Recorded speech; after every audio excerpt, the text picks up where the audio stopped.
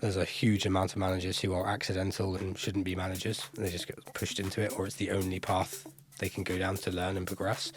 And so if you're not identifying the right managers, you're putting the wrong people into the role. And that's even before we talk about how you support, how you develop, how you train them.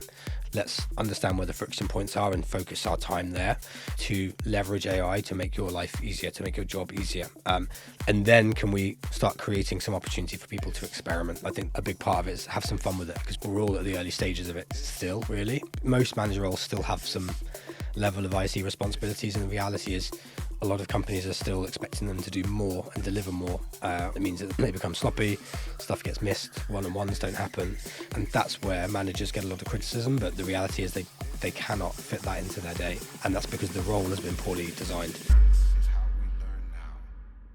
This episode of L&D Disrupt is brought to you by How Now, the learning platform that actually makes learning matter. Because let's face it, you could push out loads of content, track skills in a spreadsheet, drown in admin, and still not know what's working. Or you could use How Now to connect your people to the skills they need. Deliver learning in the flow of work and prove it's making a difference. That's how modern companies like Depop, Trainline, Crunchyroll, SoEnergy, Forsaven, TomTom, Investec, and so many more do it. Learn more at gethownow.com. Adam, welcome to the show. Thank you for having me. Let's start with a nice and easy question.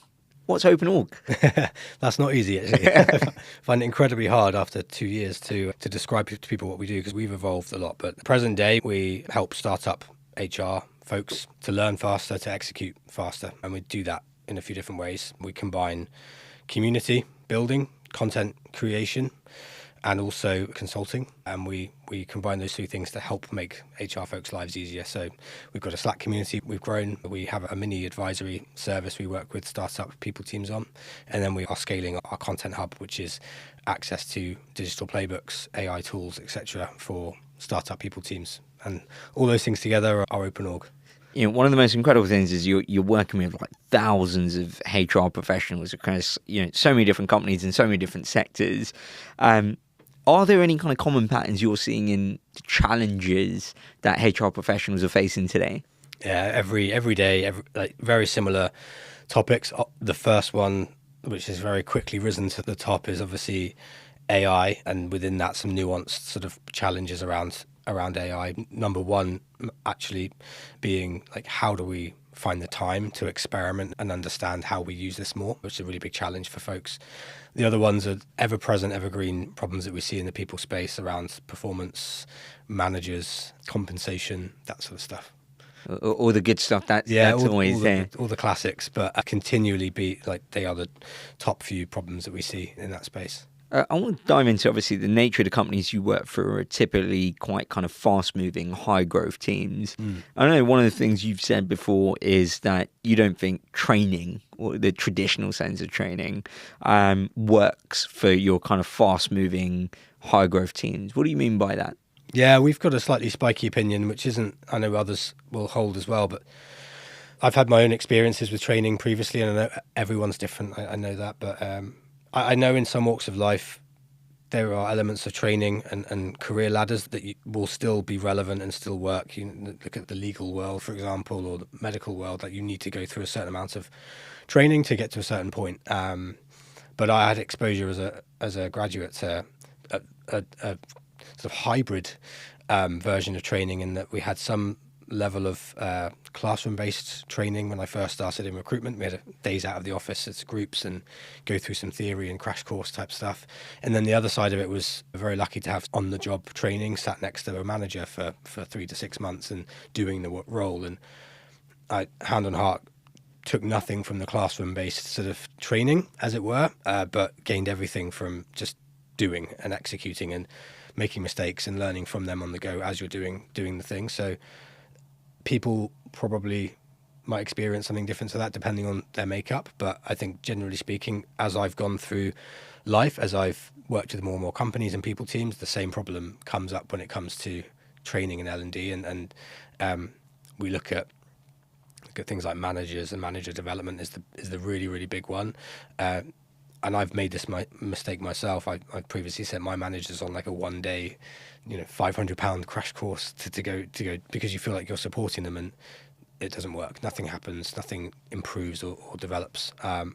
And so over time, we've developed our own views on what that looks like, and it's not traditional classroom-based training or even pre-recorded training necessarily, which can become incredibly static. It's learning as you execute, and that's very specifically within the sort of lens of startups and scale-ups, I should stress. But you don't have that bandwidth, that time to take yourself away from work and learn something. It's having to learn it whilst you're doing it. And that's led us to how we think about building OpenOrg and how people consume our content and get value from it, but also how we help our customers shape things like manager development in a very different way. Yeah, I completely get that, because I think, like for me, I think work is very much a learning problem rather than an execution problem, right? Because if you don't know how to do something today, you're going to figure out how to do it for tomorrow, right? And if you take that approach, you're constantly learning in order to be able to execute the tasks that you do. What does that actually look like, though, right? Like, so if it's not the classroom training, if it's not the live, what are you seeing works? It depends on the environment someone's in typically, but what I might see day to day is someone in our Slack community might be told by their CEO or founder, okay, we need to fix this problem we have around pay. That people leader is probably in a startup environment very inexperienced when it comes to compensation and pay. They might not have done this before. They might have been a head of talent a few weeks ago and they've just been promoted to head of people. So we see a lot of first-time people trying to navigate the unknown for the very first time. So currently they head to communities, which is what we're seeing a lot of, and which is why we love our community and it's so powerful. But having the safe space where you can just go and ask a question and not feel stupid, and know that you've got other people there who have just faced this or are facing it too, and understanding what are other people doing, how are they doing it, and how could I comfortably navigate this for my business. That could be I need to build a business case to present to my CEO first, or it could be I need to understand how someone else has done it because we're ready to go and do this. Either way, you're seeking out peer-led advice as a starting point if you've got those communities. You're probably then finding some examples out there nowadays, which is great, and we're hopefully fueling that. But just being able to see the output from other companies, what does their compensation philosophy look like? What have they open sourced around this? And can I find anything around that sort of space? That gives you like a really nice idea for what that end goal can look like. The gap that's in between at the moment, which we're still trying to solve and work on, is how do I actually reach that end goal? You've had some advice from folks in community, you've got the end goal, but there's still this big sort of how do I do this thing? And that's something that we're working on now. But that's where our playbooks come in, and some of the other stuff that we do and try and spend time on is holding someone's hand through this so that they can execute that within their sort of daily BAU, as it were, without having to go and read a book, because that stuff just doesn't tend to happen nowadays. So it's almost like a shift from going from almost like these events of programs, or I read this or did that, to almost shaping the entire employee experience to almost feel like a learning journey in itself, right?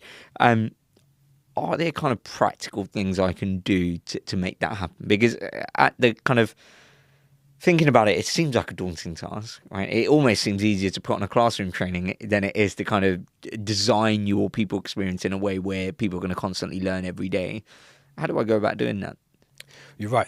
And it is the, whether it's because it's easier, whether it's just because we're sort of mentally ingrained to work in this way when it comes to training. We've spoken to a lot of folks before who have wanted to get our help on manager training, but they've had this very clear idea that they just want us to come in and run like a 1 day session that is recorded that they can then share. And we say no, because it's just not, we don't believe in that and we don't think it will impact. But people are ingrained and it feels like it's the easier route to go down. I think the other way to do it is really trying to take a bit of a step back to almost unlearn everything you've done, which again is quite hard to do, to find that space and time when you've got a day job to run. But just getting around the right people, the right communities, the right space. We've just spent 3 days at a PX's product event last week. amazing people, amazing conversation, amazing sort of creativity and talk around how we shape work, how we shape people experiences.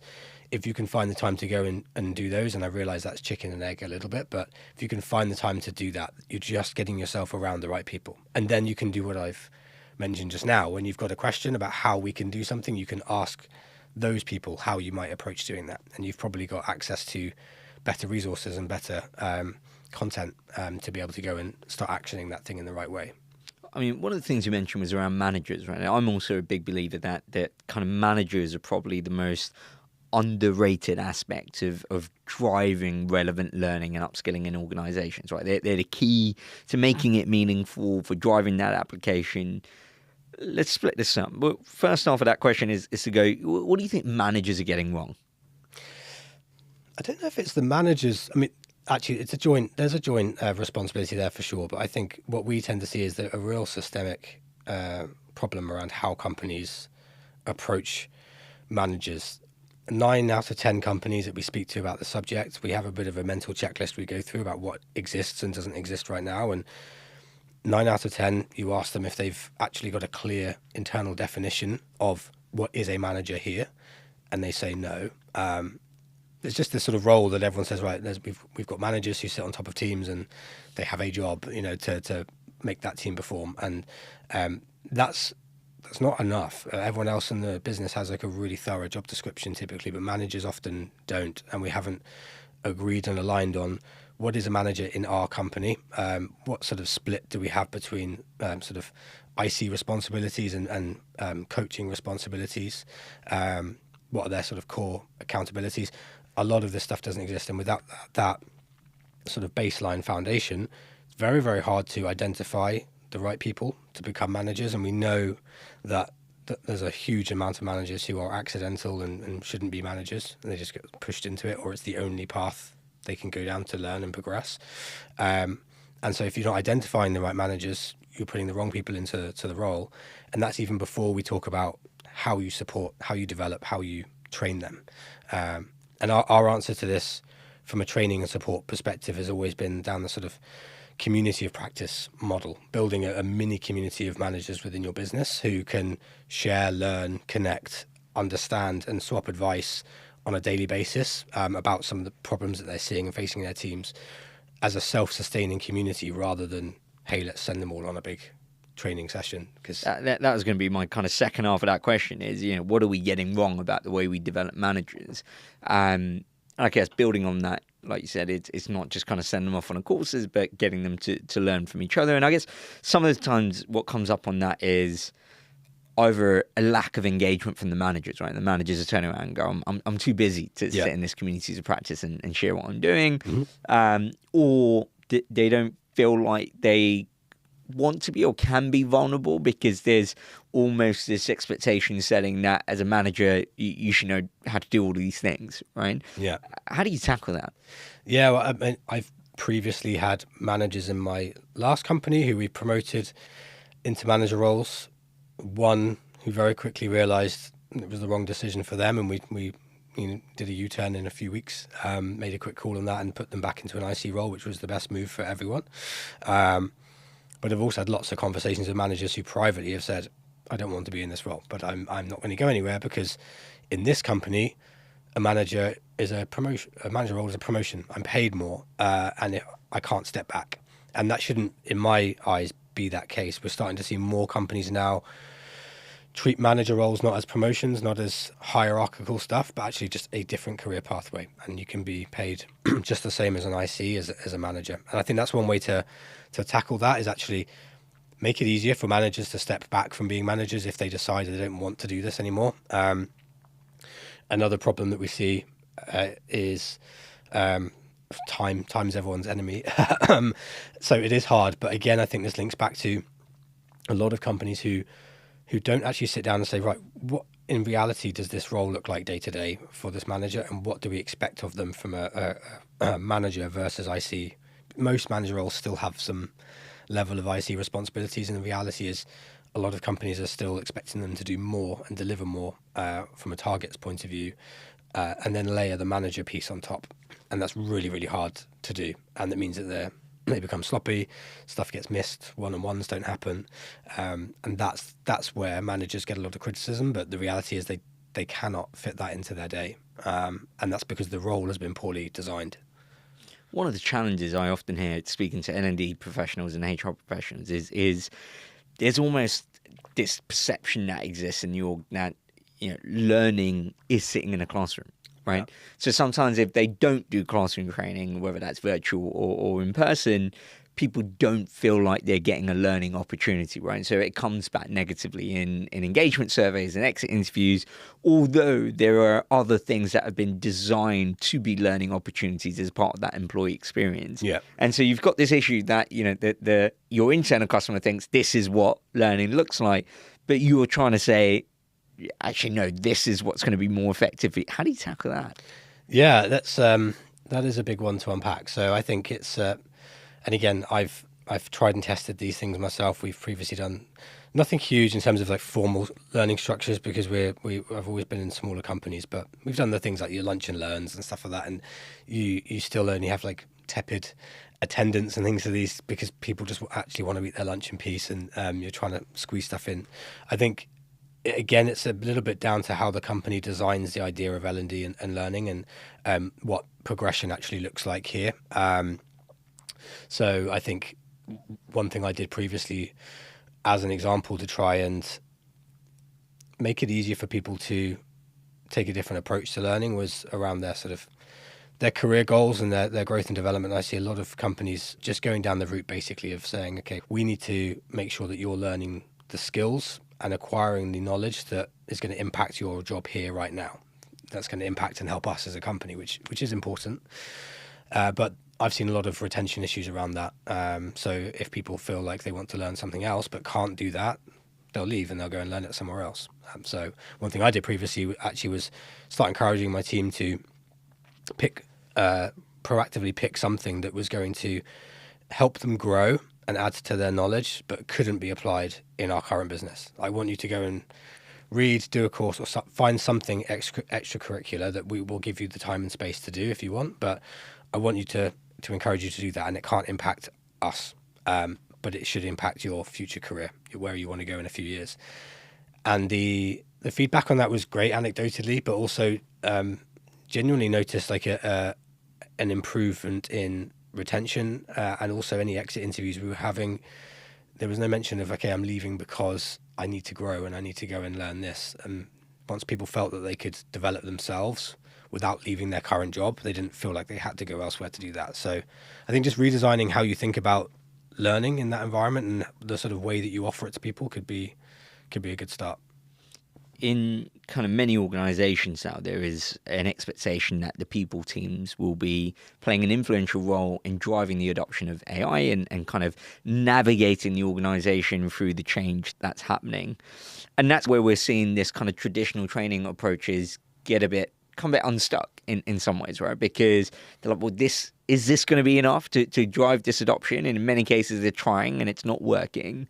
Is there anything that you're starting to see across the community that you work with in terms of things that are working or common patterns in what's not working for HR's role in driving that AI adoption and bringing everyone along on that journey?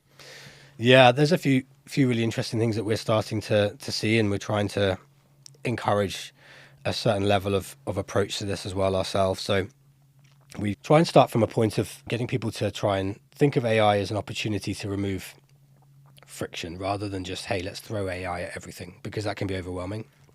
And if you needed to, you could throw AI at everything. All the tools, everything that's out there at the moment has it there, and there's great potential. But we tried to get people to start thinking about how do we surface the opportunities across the business about where we could use AI. What could I take away from a human being is a nice way to think about it, and a nice sort of test. So there's some cool stuff you can do there. We've got a bit of a hackathon type template, which is like you could do it as a remote exercise on a Miro board, but effectively getting the team as an organization to contribute to that over a few days and actually say, where are the opportunities in your role, in your function, to leverage AI to make your life easier, to make your job easier.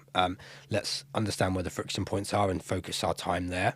And then can we start creating some opportunity for people to experiment? So you could do hackathons and mini competitions and things like that to start spotlighting who's building what, and make it like a real sort of experimental opportunity for teams to try stuff, to fail, to have a laugh. I think that's a big part of it, is have some fun with it, because we're all at the early stages of it still, really, and we're also getting to grips with it as well. We've seen some really cool stuff where people are starting to now bring that spotlight into things like town halls. I saw something literally a couple of hours ago in a breakfast meetup where there's a company called Duro, and the people leader was showing us that in their town hall they do something called a lab report, and that's just a spotlight on someone who is building something in the business with AI, a chatbot or some sort of custom GPT. And it might have failed, it might not have worked, but it's just shining a light on what other teams are doing and how they're doing it. And it builds this encouragement to other people that we're allowed to do this, we're encouraged to do this, and this is something here that hasn't actually worked, but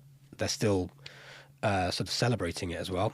And so if you can understand where those opportunities are across the business, it gives you this focus of what we should prioritize, because that's important.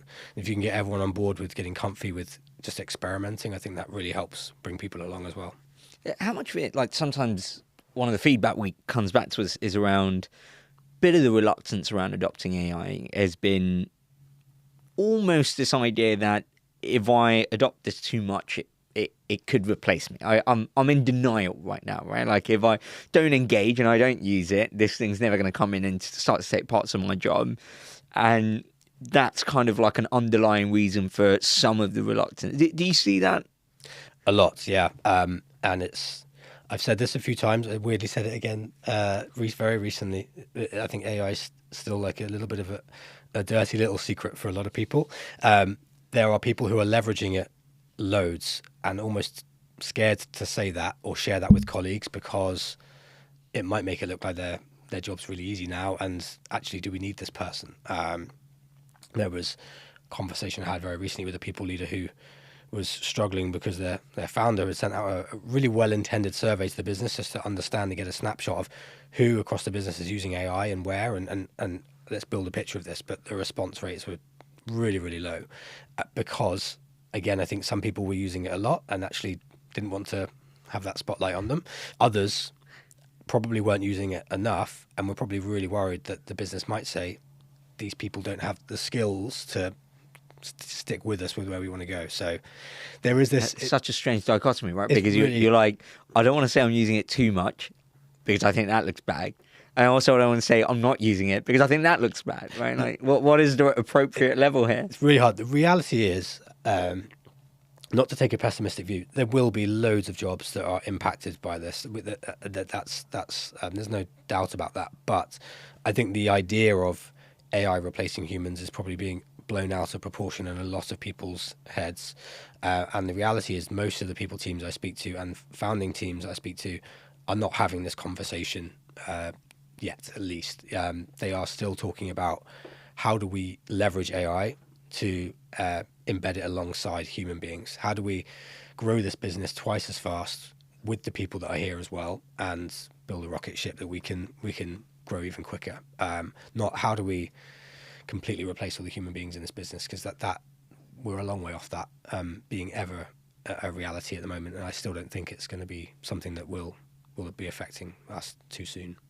And across the community, are you seeing any examples of organisations that are leveraging AI in like an exciting, innovative way, delivering value to its people? Yeah, there's again, I referenced them just now, but they are top of mind for me in a lot of stuff around AI, because they're doing some really cool stuff. But a company called Duro, who have leveraged AI a lot for their performance conversations. So they, long story short, have built a custom GPT that is trained on their specific feedback framework. They use it's called Oils. So it's called their Oilsmith GPT, and it basically enables any of their team now to type in like the feedback they would like to give to someone, and it gives them a much structured response in terms of how they could break that down from an Oils perspective, and also highlighting what's great, what could be improved, etc.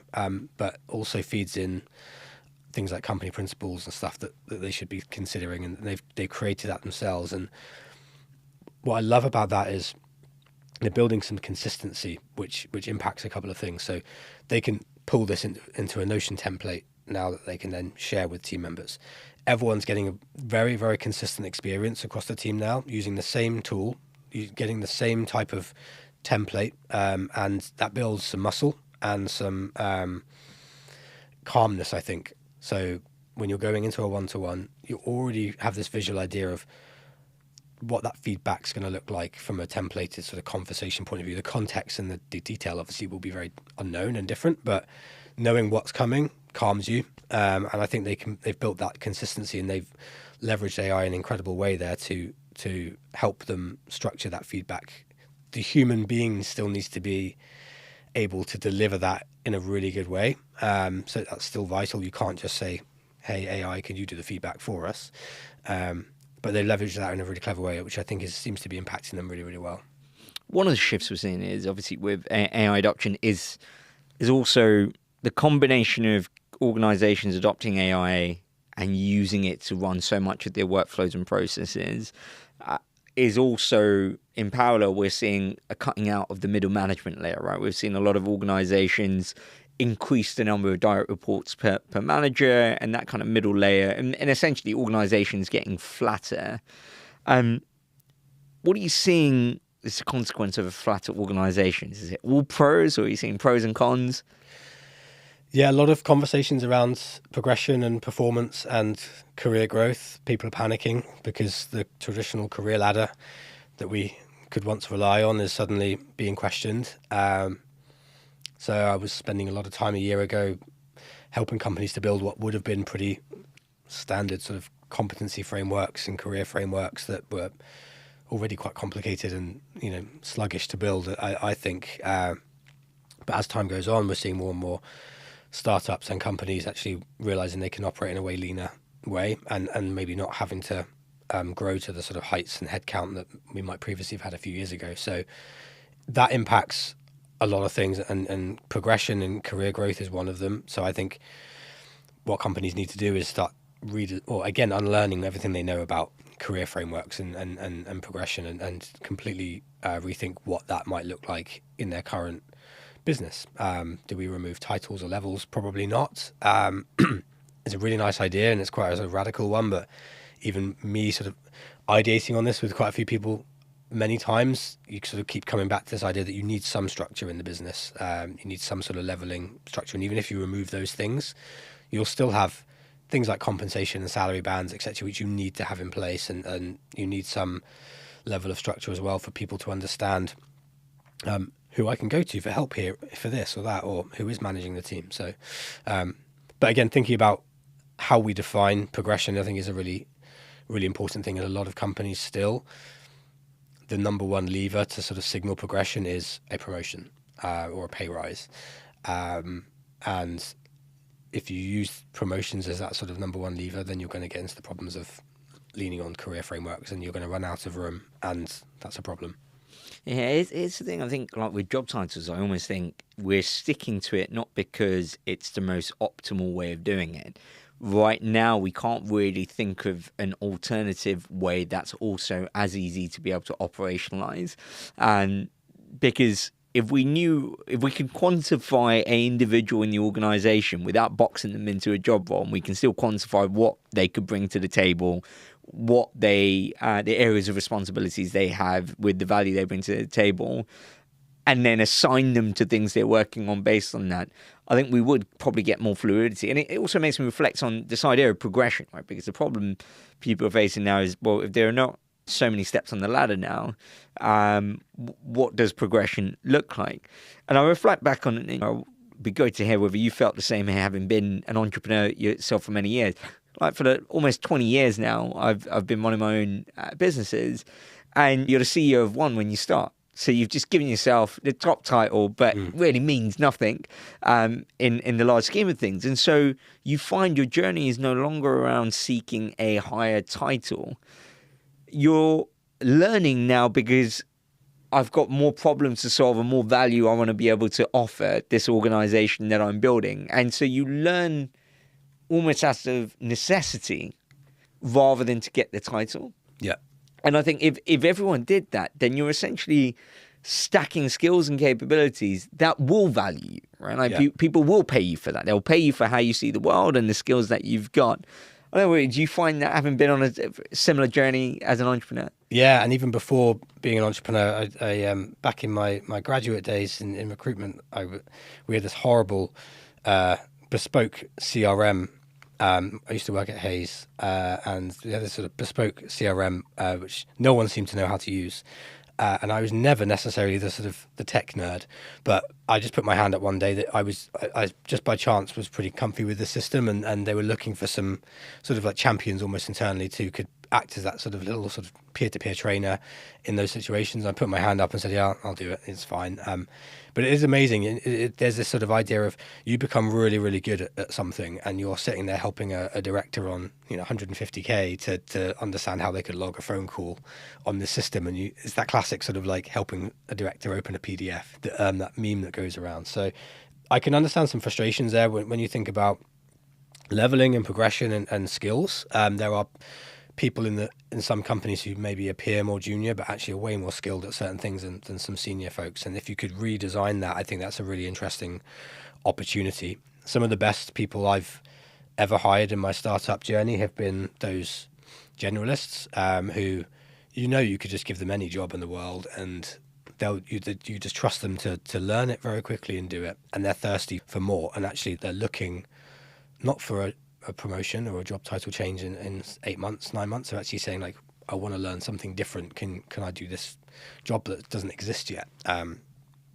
So I think that for me is very startup specific. I get that, but I think we're heading into a world where companies will be smaller, where startups probably will be even more prolific than they are now, because anyone can go and build anything now with AI. And so I think we're looking at a place where you've got much smaller teams, more generalists who are thirsty for building broader skill sets than just going up ladders. For sure. And it almost, as a result of it, you almost over-index on experience. We almost over-index on the years someone's been doing something versus what they could have accumulated in less time, right? Yeah. You could be one of those people who do this. Yes, you did the same thing pretty much for the last 20 years. Or you could be someone who experimented and pushed yourself in like quarter of that time and stacked more skills. But right now it's almost, we're not geared towards, I guess, realizing the real potential of that person because we don't know how to quantify it, right? We don't know how to understand it. And again, using that word unlearning, I think that's way more interesting. We're a 2-person team at Open Org and we don't plan to hire. So hopefully this won't be a headache I have to deal with for a long time. But that would be way more interesting to me now if I were hiring, rather than indexing on has someone got a lot of years experience in this thing. I actually think those people are going to have to unpick a lot and unlearn a lot versus people who are actually changing things up very regularly at the moment, doing a lot of broader stuff around AI and experimenting a lot. They will be much better placed to adapt because stuff changes every week at the moment with AI. I think those people who are really, really ingrained and embedded and institutionalized in one thing are going to find it a lot harder to change roles in the future. I'm in HR L&D. I'm listening to this right now, Adam, and I'm about to go into my planning cycle for 2026. What should I be prioritizing? I think understanding a little bit about I'm a big believer that you have to start with what the business needs and where the business is going. And a lot of people skip past that. I've worn as a de facto people hat for a long time, but I've always first and foremost been a founder. So I always had that commercial hat on first and foremost. And I think focusing first on what the business needs is the most important thing for people leaders to do. And if you haven't done that yet, you have to go and do that. A lot of people leaders moan that that's not up to us to do and it's not our fault. Our founder or CEO hasn't given us this stuff, but you need to play your part in getting those things and understanding priorities and direction and what we need. And because the founder or CEO has probably got a good idea in their head, even if it's not fully formulated. So getting clear on those things first will help you then understand what does the shape of our organization look like in the next couple of years. And I wouldn't be thinking too far ahead of that, honestly, at the moment, because things are changing a lot. So just focus on what do we need for the next couple of years and what does that look like. It's probably going to include some sort of conversation around AI, whether you want to say like adoption or literacy or fluency or something like that. But how do we get ourselves super comfy with AI, and what does that blend look like for us, I think is a really important discussion point to have at an executive team level with the people team included. And then making sure that we can build that baseline across the business for how we use AI and how we really start to lean into that. And alongside that, it's then weaving some of this into some of your key people initiatives, the frameworks like performance conversations. How do we make sure we have a spotlight on AI, for example, in our performance conversations? How do we make sure we are bringing AI into our L&D focus, whatever L&D looks like for your business? How do we bring that into that conversation? And then there is a case of having to manage, and that looks like from a shifting perspective. We're seeing a lot of companies looking at this phrase sort of talent density at the moment. Again, how do we operate effectively with a smaller, smarter, higher impact team, shifting away from this sort of current era that we're into the AI era, and that will require losing some people in an organization and also blending in new people. So it's thinking about where do we need to go ultimately and what do we need to get there is really important. Adam, it's been a pleasure. Thanks for coming on the show. Thank you very much. This episode of L&D Disrupt is brought to you by How Now, the learning platform that actually makes learning matter. Because let's face it, you could push out loads of content, track skills in a spreadsheet, drown in admin, and still not know what's working. Or you could use How Now to connect your people to the skills they need, deliver learning in the flow of work, and prove it's making a difference. That's how modern companies like Depop, Trainline, Crunchyroll, So Energy, Forsaven, TomTom, Investec, and so many more do it. Learn more at gethownow.com.